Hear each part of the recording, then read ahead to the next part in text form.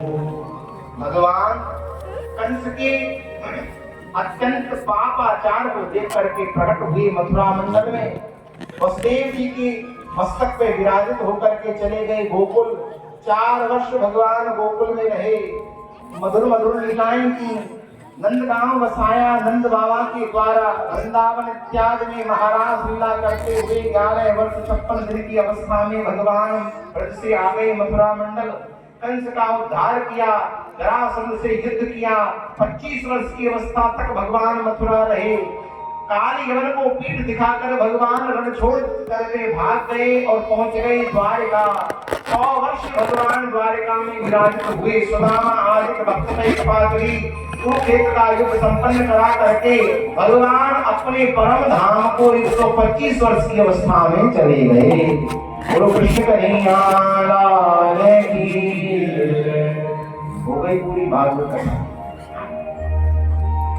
अब राजा परीक्षित को लगा कि ये क्या हो गया। मैं तो कृष्ण जन्म सुनने के लिए उत्सव के लिए बैठा था, गुरुजी इतनी तैयारी करी है, भगता तैयारी का क्या होगा। अरे सुखदेव जी महाराज से राजा ने प्रश्न किया कि प्रभु कथितो वंश विस्तारो भवता सोम सूर्यो।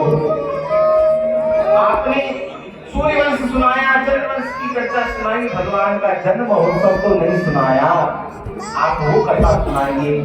भगवान से मेरा संबंध है, जिस माँ के गर्भ में मैं था मुझे बचाने के लिए गोपाल भाई। एक संबंध है कि वो परमात्मा है, मैं जीवात्मा हूं। एक संबंध है कि मेरे सहोदर भाई भी हैं। दूसरा संबंध है जो मेरी दादी है वो साक्षात द्वारकाधीश की बहन है।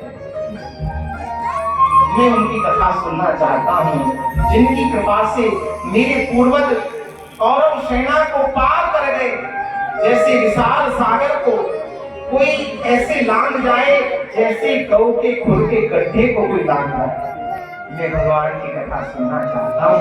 तब सुखदेव जी महाराज ने वर्णन किया कि जब राजा कंस ने अत्यंत दुराचार पापाचार किया तब देवता घबरा गए, क्योंकि आकाशवाणी हुई 8वां गर्भ तेरा काल होगा।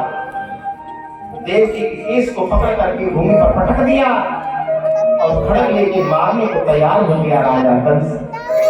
श्री वसुदेव जी ने कहा कि राजन, देवती को मारने से क्या होगा, इसके बच्चा ही तो तुम्हारा काल है।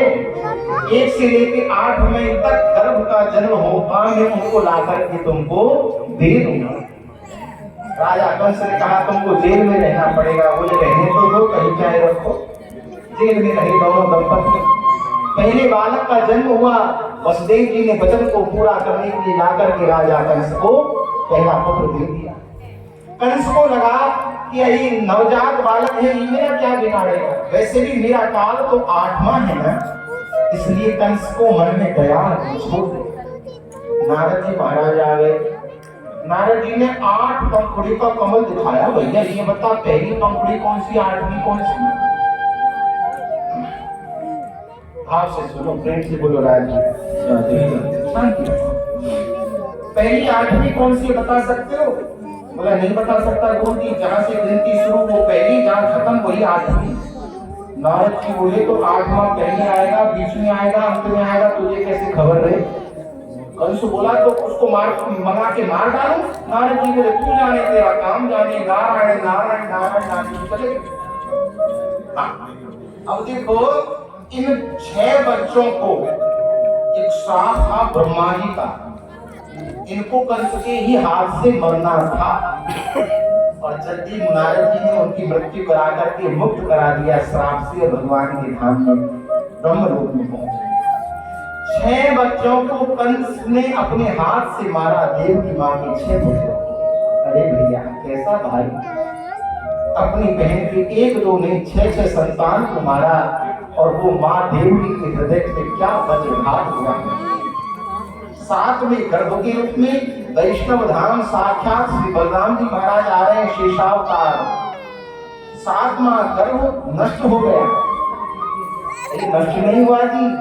वसुदेव जी की पहली पत्नी, एक और पत्नी है जिनका नाम है रोहिणी, जो ब्रज में रहती थी।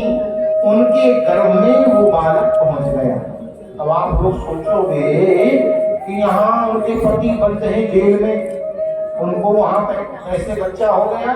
नंद बाबा की कोई दाढ़ी ना नोच भैया, ध्यान से सुनना। देखो जी, ये जो वसुदेव जी हैं कोई आतंकवादी नहीं है।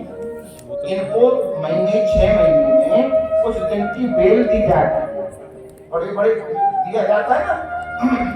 तो ये अपनी पत्नियों से मिलने जाते थे, क्योंकि कंस को तो खतरा देवकी से है ना, बालक तो देवकी के गर्भ से जन्म लेगा, इसलिए वसुदेव जी को कभी कभी छोड़ देता था, देवकी को नहीं। 7वें गर्भ के रूप में वो बालक माता रोहिणी के गर्भ में पहुंच गए, और जैसे ही 8वां गर्भ आने की तैयारी में है, भगवान से प्रार्थना करी देवताओं ने, गोविंद से प्रार्थना की।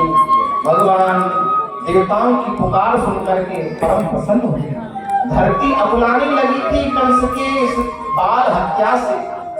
धरती बोली मैं मल मूत्र सहन कर लेती हूँ, पर बाल हत्या गौ हत्या को मैं सहन नहीं कर पाती। मेरी रक्षा करो, नहीं रसातल को मैं चली जाऊंगी। ब्रह्मा जी, शिव, सनकादि सबने जाकर के भगवान से प्रार्थना की कि प्रभु इस कंस का उद्धार करो। तब भगवान ने आकाशवाणी को प्रकट किया।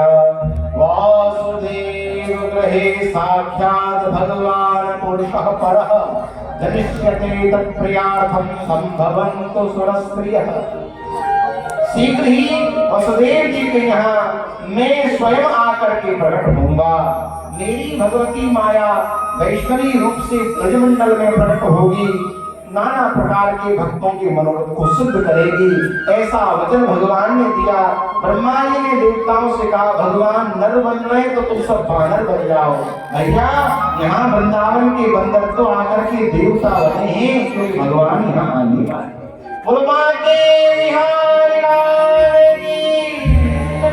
भगवती देवकी के गर्भ में भगवान का दिव्य तेज आकर के विराजित हुआ। जैसे भगवान आए, 8वां गर्भ आ गया है देवकी के उदर में। मारने के लिए खड़ग लेकर के कंस आया है कि अभी के अभी मार डालो, जन्म ही नहीं हो गए। और भैया मारने तो आता है, जिसकी कोख में भगवान है उसको देखकर कंस का भी विचार पवित्र हो जाता है। मन में आता है कि देवकी की पूजा करूं, आरती उतारूं, उसको प्रणाम करूं। तुरंत भाग जाता है दुष्ट वहां से। जैसे लौट के आता है फिर मारने का विचार आता है। कई बार आया, पर आज देवकी का दर्शन बड़ा अद्भुत है, मार ना सका। समस्त यादव भगवान से प्रार्थना कर रहे हैं, भगवान शीघ्र प्रकट होवे, ऐसी प्रार्थना करने। भादों का महीना आ गया है, कृष्ण पक्ष आ गया है। कृष्ण पक्ष माने अंधेरा पाठ। लाला ने अंधेरे पाठ में ना आतो तो ऐसा के गोरो हो तो तारे पाठ में आयो कृष्ण हमारो कन्हैया। कृष्ण पक्ष है, भादों का महीना है। तिथि कौन सी है जी? जोर से बोलो। हाँ भैया बता रही अष्टमी। अष्टमी तिथि है। और बार कौन सा है? बुधवार। आज कौन सा वार है?